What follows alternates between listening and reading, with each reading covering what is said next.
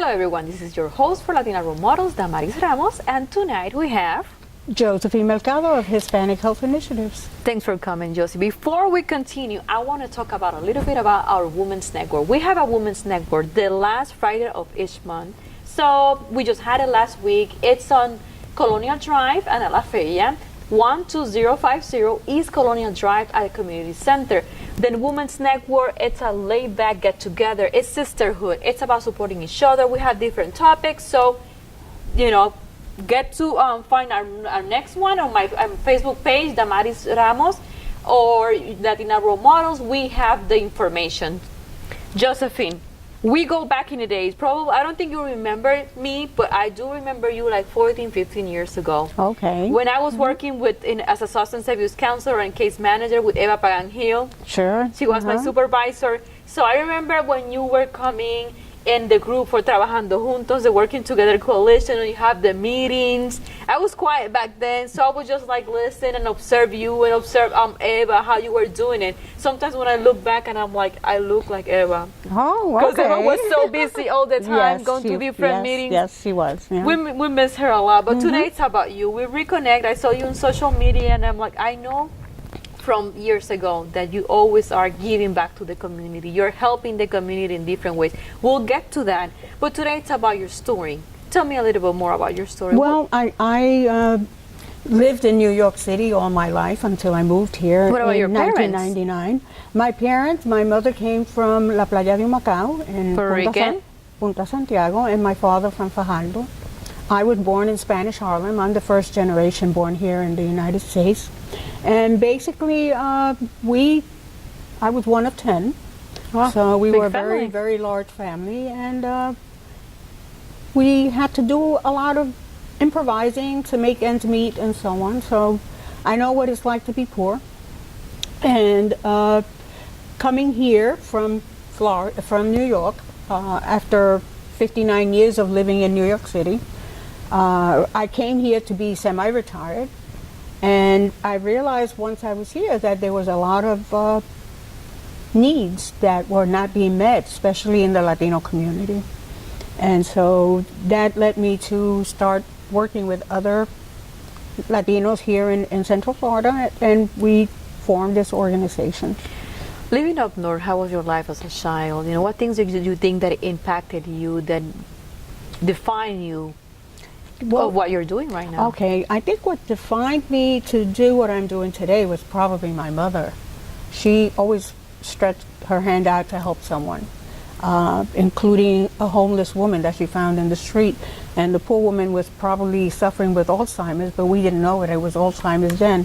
And she lived with us for about 3 months, and then she came back again, and she remembered where she lived, so she went back home, you know. But that was my mother. She would help, always extended a helping hand to whoever needed, and so we saw that, and we were brought up with that idea.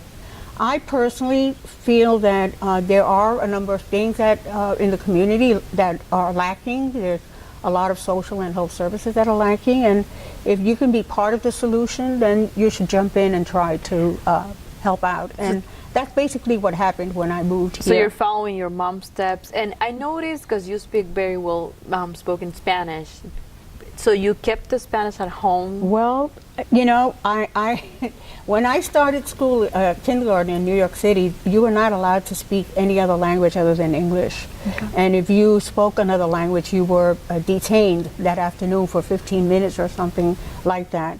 So you grew up with the idea, not even in the street could you speak another language, because people would turn around and tell you, you're in America, speak English. So you felt that you couldn't really speak Spanish out there. You only spoke it at home. But then my grandfather, and I almost forgot my Spanish, or at least I thought I had, but then my grandfather came from Puerto Rico, and he did not speak a word of English. So we had to speak Spanish in front of him. And so I picked it up again. What age? Do you remember the age? When he came to, I think I was around 8, maybe 9, something like that. And we picked it up again because of that. I started speaking Spanish again, and it's still at home. And then once I became a teenager, I kind of lost it again. And I did almost until 1961. at which point I was married, and Castro did what he did to Cuba, and a lot of Cubans started to come to the United States, especially New York City, and my neighbors did not speak any English. So I started picking up my Spanish again, and then after the Cubans came the Dominicans, and then that, so I picked it up as I've gone along. Challenge for you might be a little bit of a language might have been a little bit of a challenge, because you were kind of like imposed a language that it was probably not yours, the one speaking at home. However, what other challenges you can identify growing up in New York back then? The greatest challenge really was possibly, I wanted to go back to school. And once I finished high school, and I got married shortly after that. So that was a challenge for me, to be home. I was home around 18 years before I went back to school and to work and so on. And it became a challenge. School was a challenge then because I had 4 children then too. And going to urban legal studies program that would involve going to law school was very challenging for me with 4 children. But I'm a strong believer that the Lord knows why, and today I believe that I had to go through that struggle with school and so on and so forth so that I could do what I'm doing today. You completed your career in what area? I'm an attorney. Are you? You see, I that's something I didn't know about you. Well, in my other life, I tell people I'm an attorney. And Oh, I practiced wow. law in New York City for about 17 years before moving here. Yeah. I never knew that about you. So Oh, you see, yes. this is what this program is about, for people to get to know details about the person that we otherwise wouldn't find out. No, I never really enjoyed doing the work of an attorney, not in the courthouse, not in the office per se. At least not as much as I enjoy what I'm doing now, working with the community. What type So, of attorney were you? we did primarily civil. There was no criminal law. It was some business, some family law, international law. My husband is also an attorney. So we practice law together in New York City. Yeah. Look at that. It's so interesting because when I think about you, I see you working directly with the community, helping them, but I didn't know. So then you retire, or you thought that you were going to retire. Semi-retired, and I've never worked so hard in my life until I started this organization. When you came here, there was a lot of difference between the services provided in New York and Oh, definitely.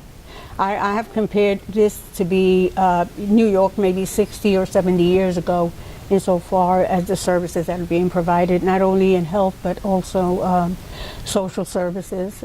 And what's sad is that many tourists come here and they see all this luxurious entertainment parks and all this other stuff, and they don't realize the people that are cleaning those rooms, that are making their stay here so enjoyable, are the ones that are suffering without social services, without health. how long was it that you moved here? I moved here in 1999. So The 19 organization now is 18 years old. In the year 2000, we founded Hispanic Health Initiatives.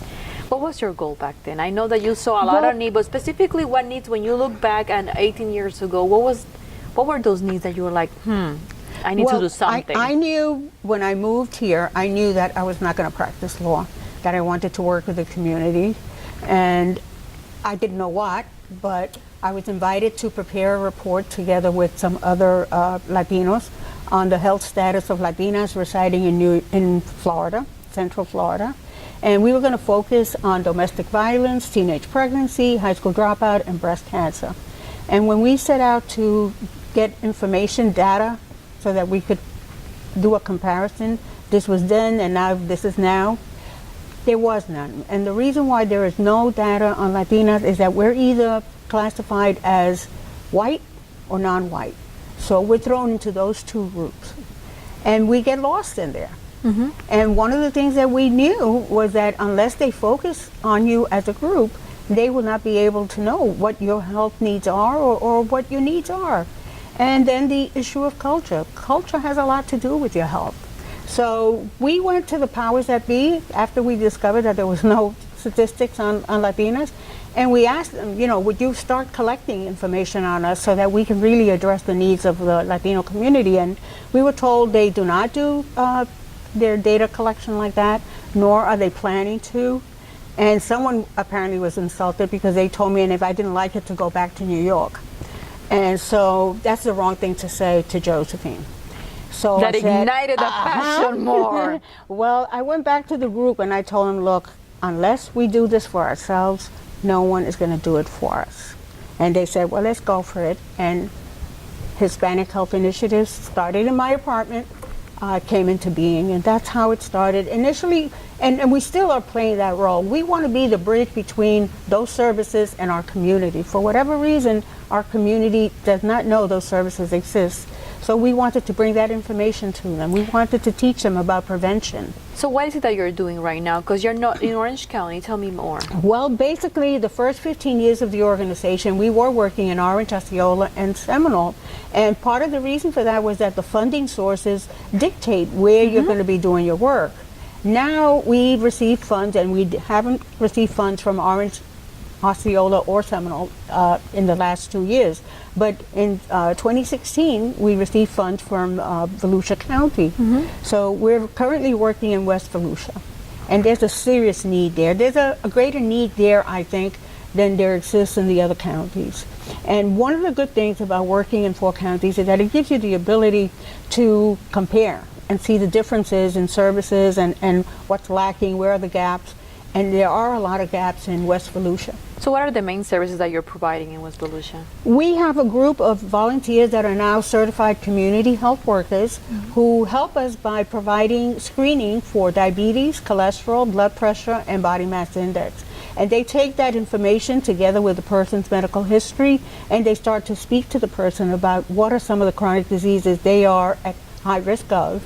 And then we talk to them about you can prevent that from happening if you start making these behavioral lifestyle changes. Tell me about this event that you're having. Well, on August 11th, we're going to be in Orange City at the Fancy Fruits and Produce store.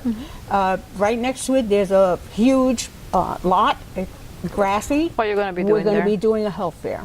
Health fair. And we have a whole group of community providers, community partners that are going to be there providing, Florida Hospital will be providing free mammography. We're going to have a bus with HIV screening. We're going to have, again... Free, all free. Oh, everything that we do is always free. We're going to be providing your number once we air the program so they can contact you. For the women out there that are looking at you and they're like, wow, this is a great story about a warrior. What would be your advice? And those are going to be our last words. I think that if you have a passion for something, follow it. It's going to work out. My bottom line is my passion was really to help the community. So that's what leads me. That's what feeds me. That's what makes me go. That's my goal, and that's what you need to do. I feel that the community deserves better. It's an issue of social injustice when we have to do what we need to do to get health care or to get health insurance. And so I feel that I am fighting that social injustice by helping the community access. Follow your passion, follow your heart, help others. Exactly. Thanks a lot for coming and being here with us. Thank you for having me. Thank you. This has been Damaris Ramos for Latina Role Models. Thank you and good night.